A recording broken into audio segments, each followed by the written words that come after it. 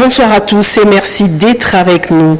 Félix Antoine Tshisekedi prend part à Bujumbura au Burundi au 23e sommet du COMESA, entendez marché commun de l'Afrique orientale et australe, ouvert ce jeudi sous le thème « Accélérons l'intégration régionale par le développement de chaînes des valeurs régionales dans le domaine de l'agriculture résiliente au climat, de l'exploitation minière et tourisme ». Plusieurs chefs d'État et de gouvernement de la sous-région prennent part à ces assises. Nous y reviendrons. Au cours d'une visite de travail de quelques heures en Ouganda, le président congolais Félix Antoine Tshisekedi et son homologue ougandais ont échangé sur le renforcement de leur coopération dans plusieurs domaines, avec un accent particulier sur la traque des ADF et autres mouvements djihadistes. Suivez.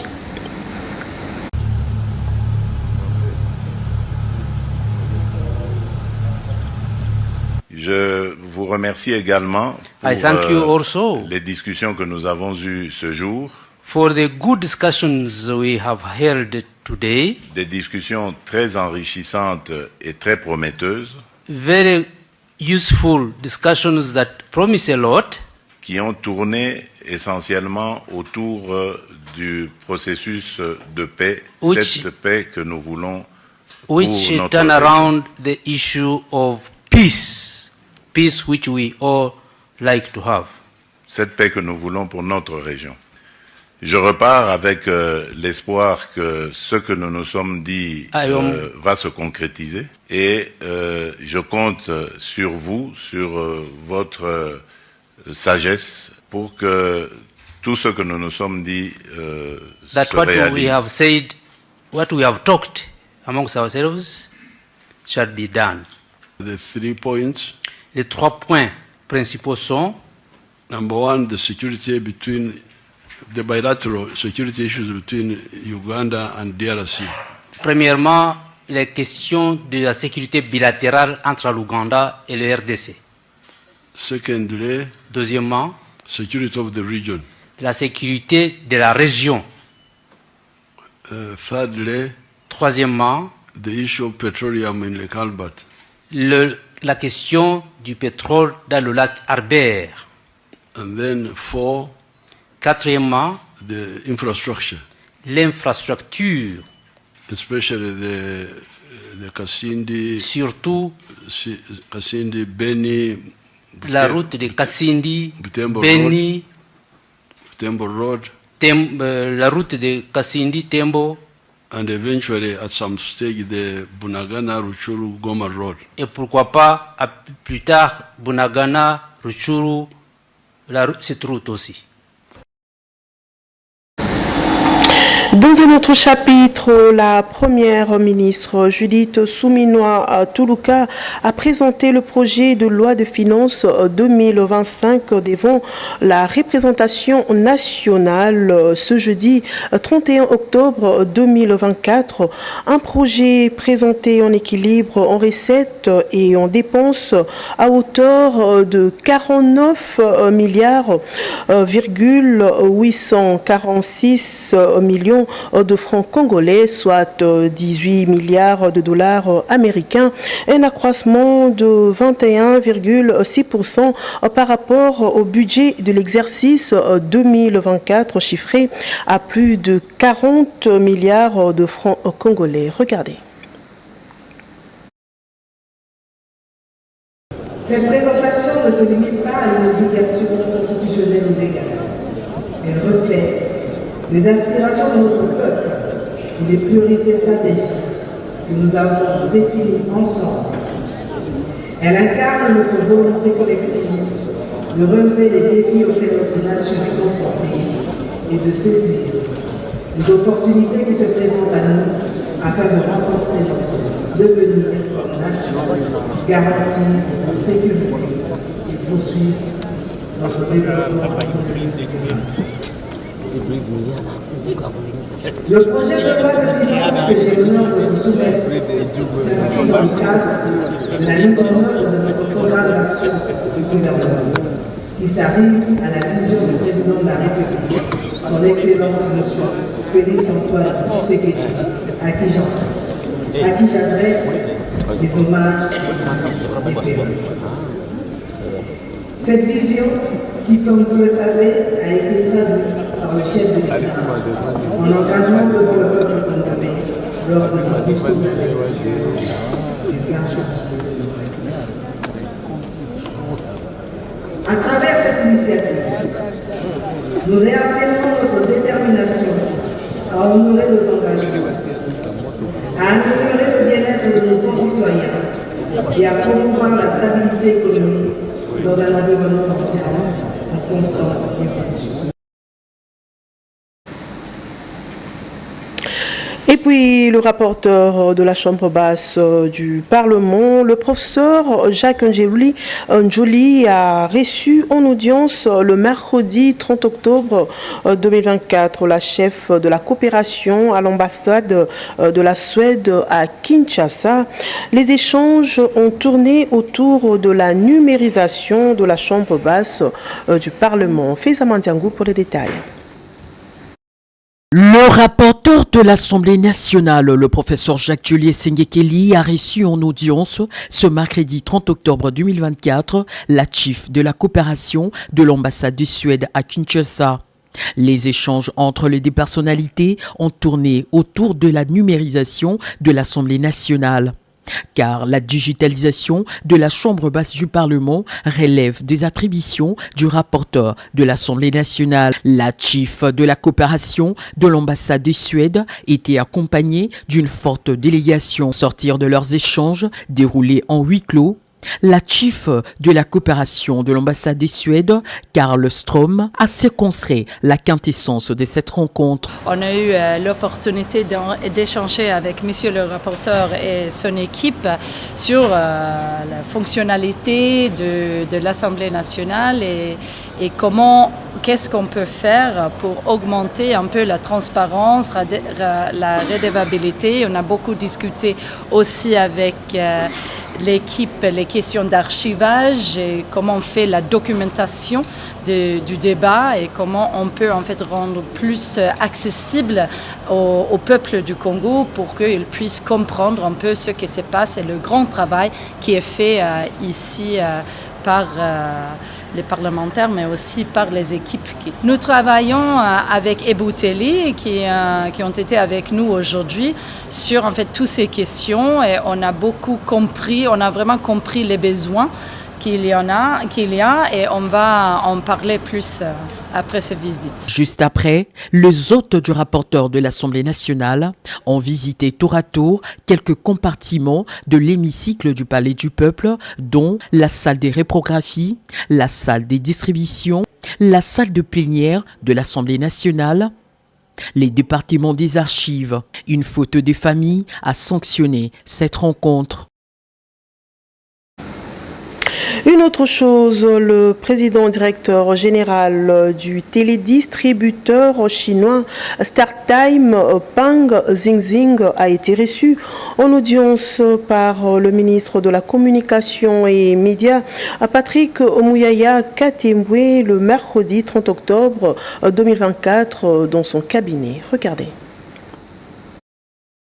Bien avant de se rendre à la RTNC, cette délégation de StarTimes a été reçue par le ministre de Médias et Communication, Patrick Mouyaya. Ensemble, ils ont échangé sur le partenariat devant exister entre StarTimes et la radio-télévision nationale congolaise et le Renatel Salt. La grille de la radio-télévision nationale congolaise était grandement ouverte pour accueillir un visiteur de marque et toute sa délégation. Le PDG des StarTimes en mission officielle en RDC pour la signature du mémorandum de la migration de la télévision analogique vers le numérique et en sa troisième visite au sein de ces médias publics. Guidé par la directrice générale de la RTNC, Sylvie Lengue-Niembo, il a visité tour à tour les studios télévision New Look, la salle de machines, les installations de la RTNC 3 et autres patrimoines de la radio-télévision nationale congolaise. Technicien de formation, Pang Xingxing dit être très flatté des avancées réalisées par la RTNC ces derniers mois beaucoup plus par la qualité de matériel utilisé et aussi a félicité l'actuel comité dirigeant pour ces grands changements.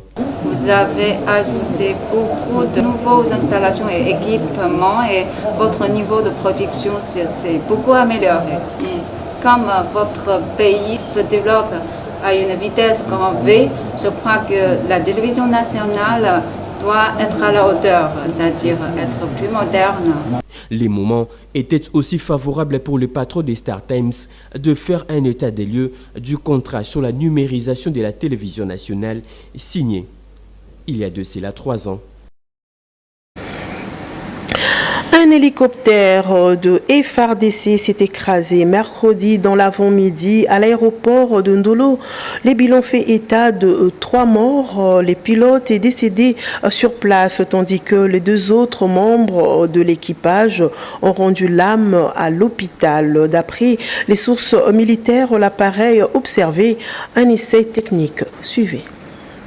Le ministère de l'Intérieur, aussitôt saisi, Son Excellence, Madame la vice-ministre Eugénie Tchiela, a pris son bâton de commandement pour descendre et se rendre compte de la situation. Effectivement, le constat était amer.